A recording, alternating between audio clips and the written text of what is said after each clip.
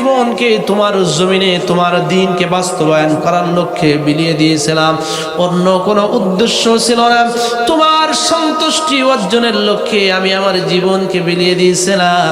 তখন রব্বুল আলামিন বলবেন, বান্দারে না না না, তুমি মিথ্যা কথা বলছো, তুমি আমার সন্তুষ্টি অর্জনের লক্ষ্যে আমার দেয়া জীবনকে তুমি নিঃশেষ করনি, বরং তুমি শহীদ হয়েছিলে, তুমি লড়াই করেছিলে এই কারণে যে মানুষেরা তোমাকে বীর বলবে, বীর বাহাদুর উপাধি দেবে, এবং পৃথিবীতে তোমার পরবর্তী প্রজন্ম যারা এসেছিল তোমাকে বীর বাহাদুর উপাধি দিয়েছিল।